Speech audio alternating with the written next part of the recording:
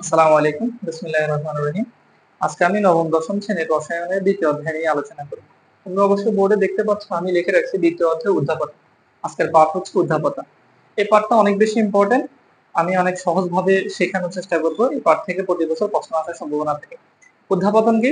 উদ্যাপতন হচ্ছে যদি কোনো কঠিন পদার্থকে তাপ প্রদান করা হলে সেটি তরলে পরিণত না হয়ে সরাসরি বাষ্পে পরিণত হয়, এবং ঠান্ডা করা হলে সরাসরি কঠিনে পরিণত হয়, তাকে উদ্যাপতন বলা হয়।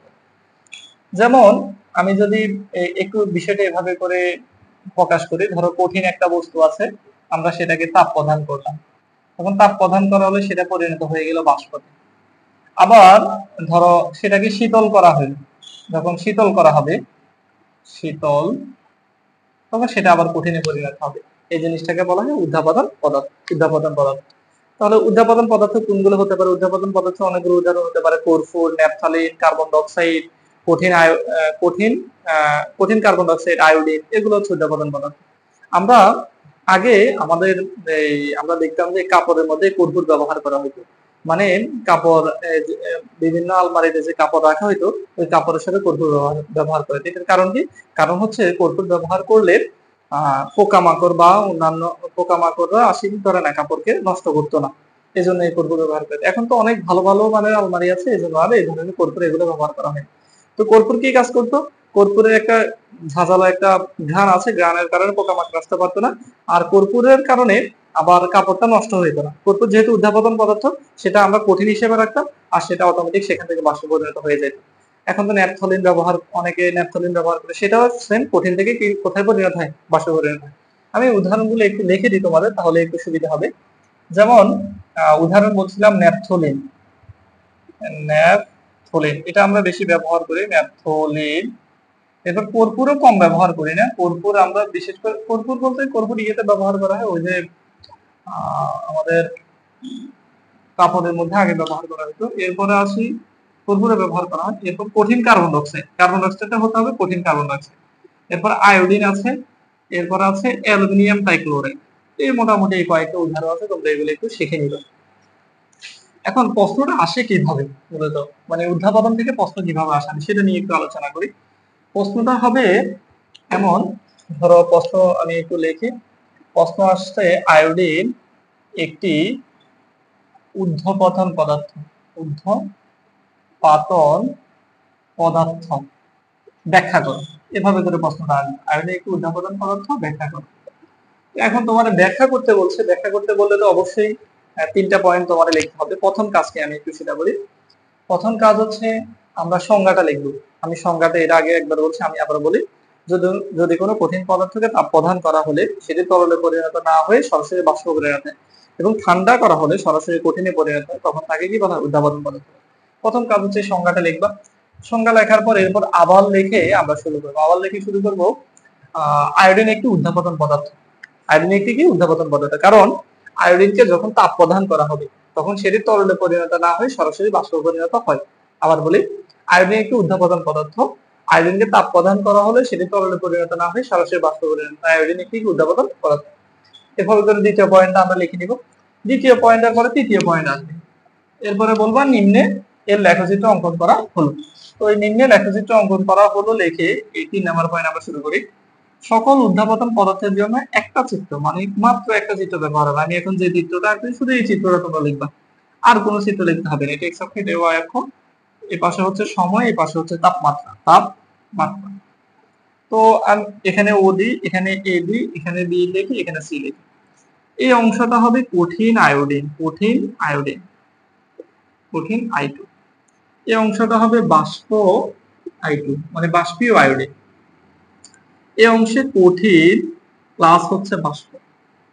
আমি একটু বিষয়টা বুঝাই বলি। সকল যত প্রকার উদ্যাপতন পদার্থ, আমি অনেকগুলো উদাহরণ লিখছি, 4-5টা। সকল উদ্যাপতন পদার্থের ব্যাখ্যা একরকম, একদম আমি এটা যেভাবে বলছি সেভাবে করে ব্যাখ্যা লিখলে হয়ে যাবে।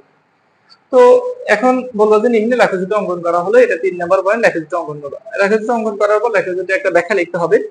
লেখচিত্রে দেখো ও এ অংশ দ্বারা কি বোঝানো হচ্ছে। ও লেখচিত্রে ও অংশ দ্বারা কঠিন আয়োডিনকে বোঝানো হয়েছে, বিসি অংশ দ্বারা বাষ্পীয় আয়োডিনকে বোঝানো হয়েছে, আর এবি অংশ দ্বারা কঠিন থেকে বাষ্পে পরিণত হচ্ছে সেটা বোঝানো হয়েছে। অথবা এইভাবে লিখতে পারি, এবি অংশ দ্বারা, এবি অংশ সরল রেখা হওয়ার কারণ হচ্ছে আয়োডিন একটি কি? উদ্যাপতন পদার্থ। আয়োডিন ঊর্ধ্বপতন পদার্থ, এই জন্য এবি সরলরেখা, না হয় এবি সরলরেখা হতো না।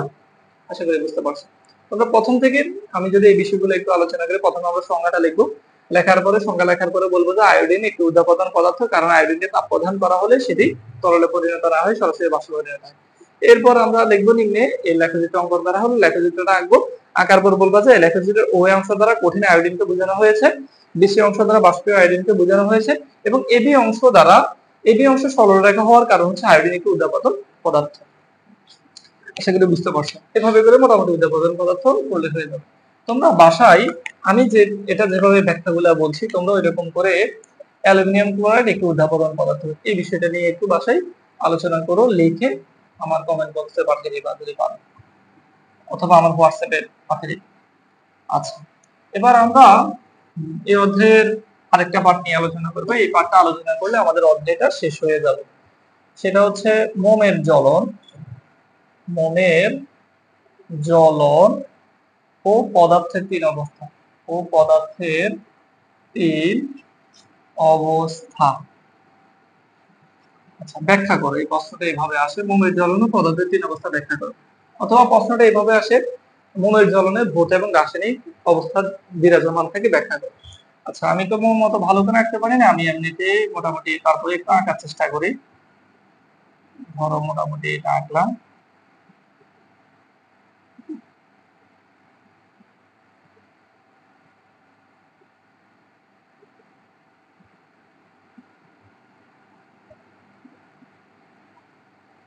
আচ্ছা, আমরা একটা মোম আঁকার চেষ্টা করলাম। মোমের মধ্যে একটা সুতা আছে, সুতাটা আঁকলাম। আমরা যখন মোম জ্বালাই, মানে তোমরা যারা মোম জ্বালাইছো সবাই, আমরা বেশিরভাগ সচরাচর মোম জ্বালানো বা জ্বালাইছি, আমরা এই বিষয়ে অবগত আছি। তো দেখবো মোম জ্বালানোর সময় মোমের একটা অংশ এরকম করে গা বেয়ে গড়িয়ে পড়বে, এরকম করে একটা অংশ গা বেয়ে গড়িয়ে পড়ে। আবার দেখবো যে একটা অংশ উড়ে চলে যাচ্ছে ধোঁয়া আকারে। আর মোম একদম জ্বলার পরে দেখবো যে শেষ একটা অংশ এরকম থেকে যাবে, মোম জ্বলার পরে শেষ একটা অংশ কি করে এরকম করে থেকে যাবে। তো এই তিনটা অংশ নিয়ে মূলত আলোচনা। তো আলোচনাটা কিভাবে করে করবো, বলবো যে মোম হচ্ছে জলীয় হাইড্রোকার্বন, জলীয় হাইড্রোকার্বন।